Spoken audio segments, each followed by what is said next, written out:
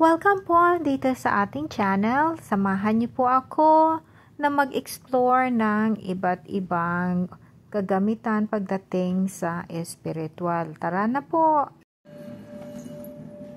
Magandang umaga po, magandang tanghali, magandang hapon, magandang gabi mga ka-antingero-antingera ko dyan. Sa video po na ito, i-share ko sa inyo kung paano gumawa ng Lucky Charm gamit ang maliit na sapatos. Anyway po, kung ang video na ito ay hindi para sa inyo, skip na lamang po.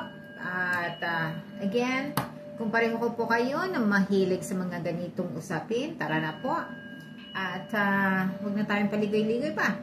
So, unang-una po, kung ang gagawin po ninyo ay para sa inyo, kung meron kayong baby na maliit, o yung bagong silang, or basta po yung paanong bata hindi pa yapak sa tawag dito sa lupa. So hindi niya pa po naiaapak yung paa niya sa lupa. So ang sapatos niya po na yung maliit, yun po ang gamitin ninyo. Sinasabi po na minsan sabi nila yung nanakaw daw yung sapatos ng bata, mas ganda. Huwag naman po. Pero kung sa inyo naman na po, yun yung hindi na ginagamit ng baby, yung talagang gagamitin mo na lamang sa pampaswerte. So, ganito po, ito po ay bago pa, hindi pa ito na na susuot kasi wala po akong wala pa akong maliit na baby.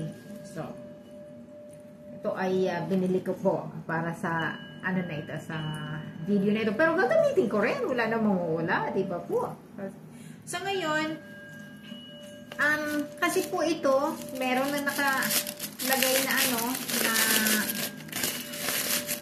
ayan, yung pambalot So kakailanganin din po ninyo ang puti na papel na pang ganito.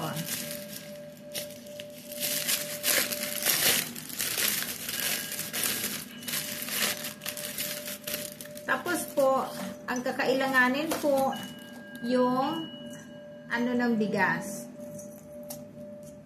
So, kakailanganin po ang bigas. So, kung meron po kayong brown na bigas, okay po yun. Kung puti, okay po yun. Di colores na bigas, okay po yun. Wag lamang po yung itim na bigas. So, ngayon, mag-umpisa na po tayo, kasi madali lang po ito. Anuhin po, ipo-fold natin yung papel. Fold yung papel, po, na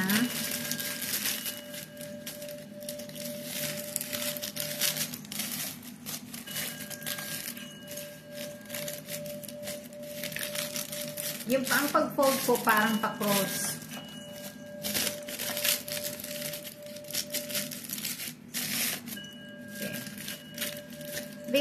Na po, yung parang may pa-cross kasi ritual po yun, So, ngayon, kukuha ka po, huwag kang gagamit ng kutsara, kasi kapag may kutsara, may limitasyon. So, ganyan. Ilagay mo po ang papel. Magdakot ka ng bigas. Ilagay mo dyan. Kung may nahuhulog po, okay, huwag mong pulutin yung nahulog. So, sa akin po, isang dakot lang na ilalagay ko. Ngayon, ifo-fold ko po. Ang pag-fold, papunta sa'yo.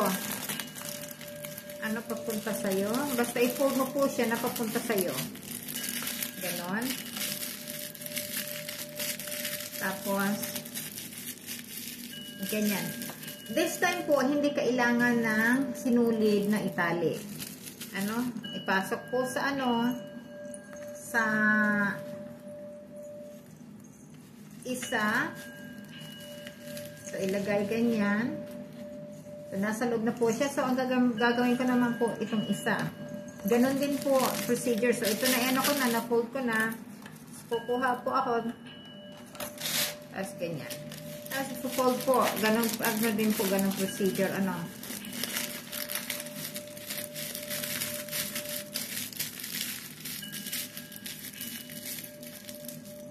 Tapos, ilalagay po. Kung isa lamang po ang nasa sayo, okay na po yan. Walang problema. Kasi ito po,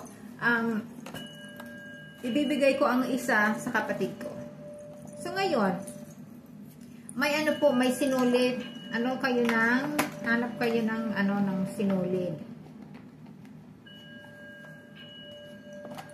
So, ito meron pong sinulid.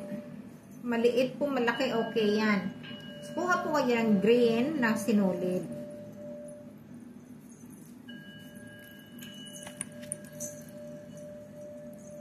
Tapos, putulin.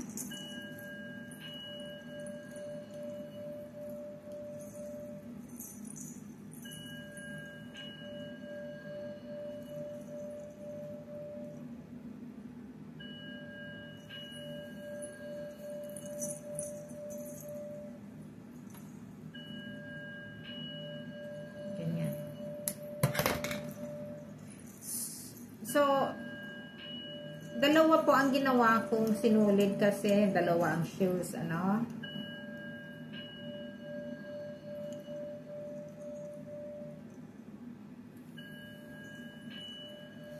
So, ito po ang niya, ang tracking niya kasi ito ay para sa iyo. So, sa dulo po ng sinulid na pinagdalawa mo, na ganyan, pinagtabi. Ito pong dulo ng sinulid.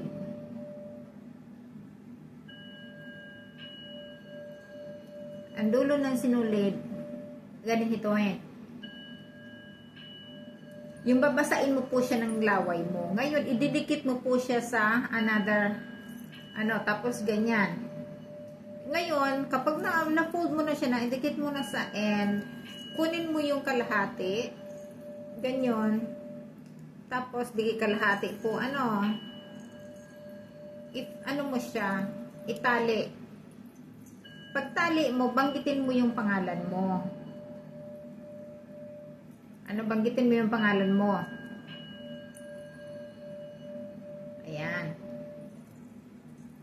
Tapos, ganyan po.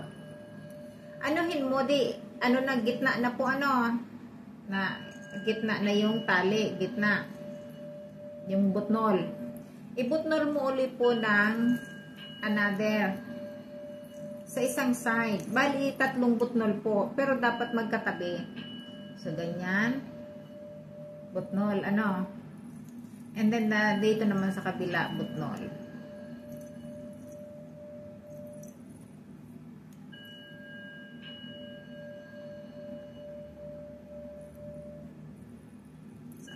So, ganyan po. Butnol na Ngayon, itong butnol na yan, ganyan na po.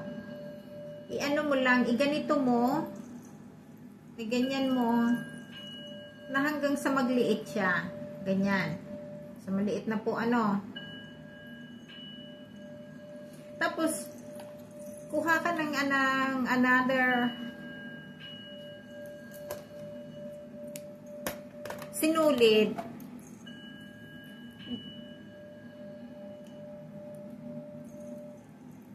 And this time po, pula ang sinulid kasi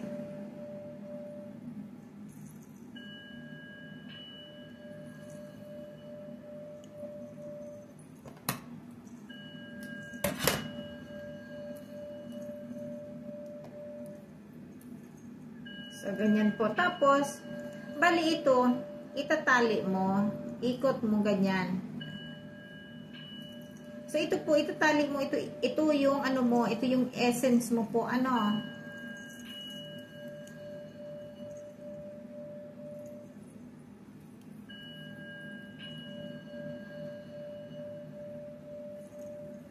So, yan po yung essence mo.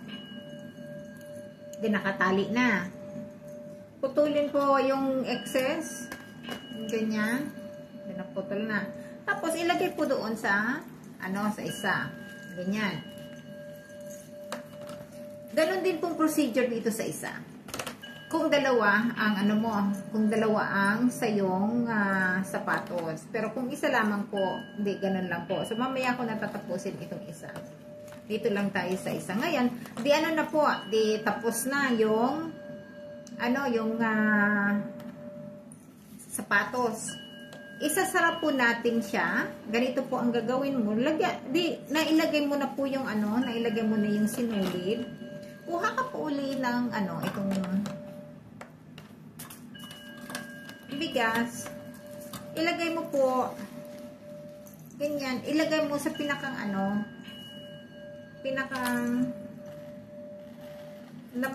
magpasok doon sa pinakang dulo dito ganyan.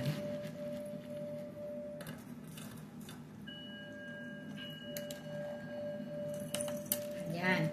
So ito po. Tapos yung niya, yung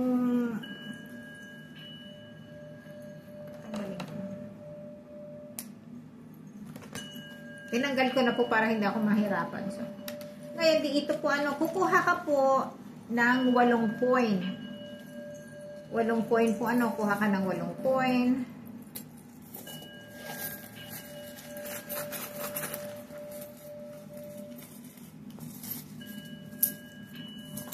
So, yung 8 coin po, 1, 2, 3, 4, 5, 6, 7. Walo. 1, 2, 3, 4, 5, 6, 7. So, 10, 20, 30, 40, 10, 20, 30, 40, 45, 50. Okay. Is it? 10, 20, 30, 40, 50. So, po yung yung 8 coins ko, nagano po siya ng 50. So, nagpatak siya sa 5, number 5 ng numerology. Kaya, so, ilalagay mo po siya diyan. So, magtatanong po kung bakit kailangan kailangan magpatak doon sa add number, Kasi importante po dapat yung coins na mo. Kung wala ka talaga, okay na po yun. Walang problema yun. Pero kung meron ka rin lang namang mapagpipilian, magpili ka na yung yung coins mo, magpatak sa add number. Hindi po sa even. So, ngayon, ito na po. Tapos, ito, lalagyan ko ng ng tali. Another tali, of course. Na ito? Puro na lang ako tali. Ayan.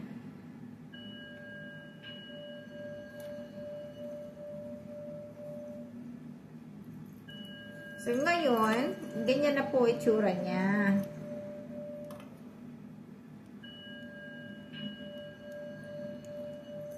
So, nakatali na po siya. Nakatali na. Ang dahilan po nito, kung bakit kailangan natin itali, para ito ay maibitay natin sa may ng pintuan. So, hindi po sa labas, sa loob. Sa loob. Ibitay po ito, ganyan. Kung pwede rin po, lagyan ninyo yung dekorasyon, lagyan ninyo ng bulaklak, para hindi halata, So, ilagay po sa may, ng pintuan. Pero hindi po sa loob, ay sa labas, sa loob po. Sa pagbukas, yung tawag dito, yung swerte, papasok. Tapos yung niya, maglalakbay yung swerte. Kung kaalis mo yung swerte, babalik din sa'yo. So, anyway po, sana makatulong ito. At po, napakadali na mag-attract ng pera. Salamat po.